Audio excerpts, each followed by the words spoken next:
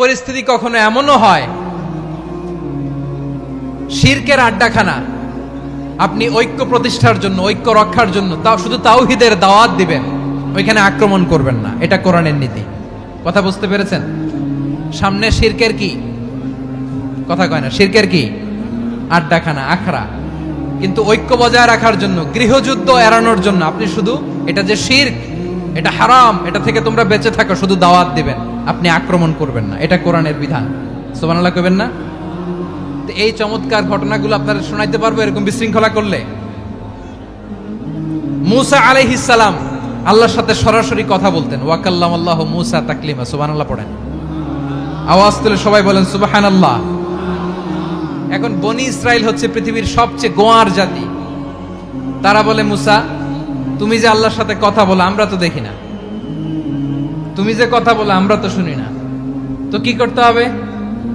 বনি ইসরাইল বলে, আমাদের মধ্য থেকে 70 জন নিয়ে যাইতে হবে তোর বাড়ি।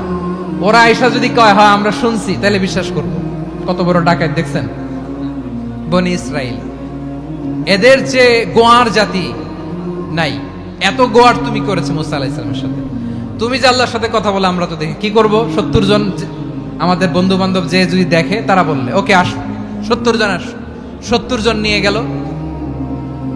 মুসা আলাইহিস সালাম হারুন আলাইহিস সালামকে খেলাফা দিয়ে গেলেন, আল্লাহ ওনাকে নবী বানালেন। মুসা আলাইহিস সালাম বললেন, হারুন খবরদার, বনি ইসরাইলের মধ্যে তাওহীদের বাণী প্রচার করবা, ঐক্য ধরে রাখবা, বিচ্ছিন্ন হতে দিবা না। চলে গেছে।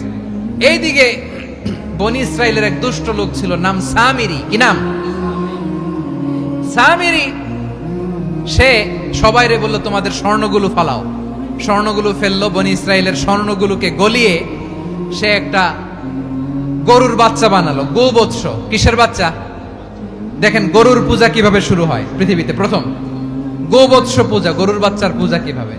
সে স্বর্ণ গলি গরুর বাচ্চা করে, জিবরাইল আলাইহিস সালাম যে জমিনে এসেছিলেন, ওই ফেরেশতার পায়ের নিচের একটু মাটি সে বুদ্ধি করে প্যাকেটে রেখে দিছিল।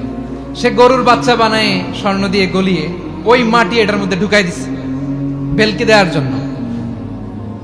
স্বর্ণ দিয়ে বানানো গোবৎস গরুর বাচ্চার গায়ে যখন সেই মাটি ছুঁড়ে দেয়া হলো, এখন বাছুরের ভেতর থেকে ভ্যাঁ ভ্যাঁ আওয়াজ আসতেছে। কি আসতেছে? সবাই তো অবাক। সামিরি বলে, আরে তোমরা যে 70 জন দিয়ে মুসা আলাইহিস সালামরে পাঠাইছো, ওইদিকে এত ঘুরতেছে, আল্লাহরে খুঁজে পায় না, আল্লাহ তো এটার ভিতরে ঢুকছে। নাউজুবিল্লাহ বলবেন না? তোমরা যে 70 জন দিয়ে পাঠাইলা, 70 জন নিয়ে মুসা আলাইহিস সালাম খালি ঘুরতেছে, আল্লাহরে পায় না। পাবে কেমনে? আল্লাহ তো নাউজুবিল্লাহ এটার ভিতরে। সেজদা দাও। এই সেজদা দিয়ে গেল। আল্লাহর নবী হারুন আলাইহিস সালাম বললেন, খবরদার, এটা সুস্পষ্ট শিরক। আল্লাহ সব গুনাহ মাফ করে, শিরকের গুনাহ মাফ করে না। খবরদার, তোমরা থামো। কে শোনে কার কথা? এই যে যেমন এখন আপনারা আমার কথা শুনতেছেন না? শুনতেছেন? হারুন আলাইহিস সালাম বললেন, খবরদার, এই শিরকি কাজে তোমরা সংযুক্ত হয়ো না। তোমাদেরকে কি মনে নাই আমার ভাই মুসা আলাইহিস সালাম কি বলছে? আল্লাহ শিরক মাফ করে না। খবরদার, শিরক করো না, আল্লাহরে ভয় করো। হারুন আলাইহিস সালাম তাদেরকে বুঝালেন, শিরক করো না, আল্লাহরে ভয় করো। শুধু এতটুকুই তিনি বুঝালেন, দাওয়াতি কাজ পালন করলেন, কিন্তু প্রতিরোধ করেন নাই, সশস্ত্র সংগ্রামে লিপ্ত হন নাই, বাধা দেন নাই। কারণ গৃহযুদ্ধ বেঁধে যেতে পারে। উনি ভাবলেন, আমি যদি আমার বাহিনী নিয়ে দাওয়াত দেওয়ার সাথে সাথে প্রতিরোধ করি, আক্রমণ করি, ওরাও আমারে আক্রমণ করবে, ব্লাডশিট হবে, রক্তপাত। এমন অবস্থা হবে বনি ইসরাইলের মধ্যে, যেটা হয়তো আমার ভাই মুসাও কন্ট্রোল করতে পারবে না। সুবহানাল্লাহ কইবেন না? এক একজন নবীকে আল্লাহ তাআলা কি ইন্টেলেক্ট দিয়ে পাঠিয়েছেন। তিনি ভাবলেন, আমি দাওয়াতি কাজটাই করি, এটা যে হারাম এটা থেকে শুধু বারণ করি, কিন্তু প্রতিরোধ না করি। আমি যদি ঐক্য ধরে রাখতে পারি, বাকিটা আমার ভাই সামলে নেবে। সুবহানাল্লাহ। হারুন আলাইহিস সালাম প্রতিরোধ করলেন না। বনি ইসরাইলের মধ্যে গৃহযুদ্ধ বেঁধে যাওয়ার আশঙ্কায় প্রতিরোধ করলেন না, আক্রমণ করলেন না, শুধু দাওয়াত দিলেন। ইন দা মিন টাইম মুসা আলাইহিস সালাম আল্লাহর সাথে কথা বলে যখন ফিরে আসলেন, দেখলেন বনি ইসরাইলের অধিকাংশ লোক মুশরিক হয়ে গেছে।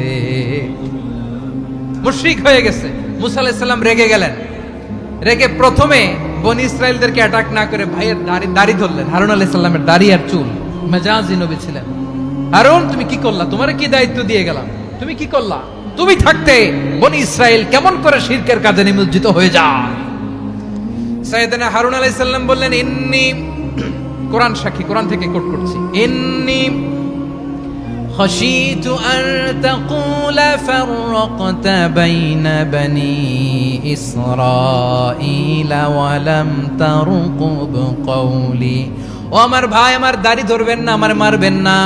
আমি ভয় করেছি, আমি ভয় পেয়েছি, না জানি আপনি বলেন তুমি কেন খশিতু আন তাকুলা ফাররাকতা বাইনা বানি ইসরাইল, আপনি এসে আমারে যদি বলেন তুমি কেন ঐক্য ধরে রাখলে না, কেন মারামারি হলো, কেন রক্তপাত হলো, তোমার কি এই দায়িত্ব আমি দিয়ে দিয়েছিলাম? আমার কথার দিকে কি তুমি ভ্রুক্ষেপ করো নাই? আমি যে বলছি তাওহীদের বাণী প্রচার করবা আর ঐক্য ধরে রাখবা, আমার কথা কি শোনো নাই? আপনি আমারে ধমকাবেন, এই জন্য আমি প্রতিরোধ করি নাই, আক্রমণ করি নাই, গৃহযুদ্ধ আটকানোর জন্য, কিন্তু আমি দাওয়াত দিয়েছি। সুবহানাল্লাহ পড়েন। ঐক্য ধরে রেখেছেন। মুসা আলাইহিস সালাম মুহূর্তেই সামিরীকে আক্রমণ করলেন, অ্যাটাক করলেন, শাস্তি দিলেন। মুহূর্তেই ওই গোবৎস গরুর বাছুরকে ভেঙে চুড়ে মেসাকার করে সাগরের মধ্যে ভাসিয়ে দিলেন। পুরো বনি ইসরায়েলকে আবার তাওহীদের উপর প্রতিষ্ঠিত করলেন। পড়েন সুবহানাল্লাহ। এই ঘটনা থেকে শিক্ষা কি?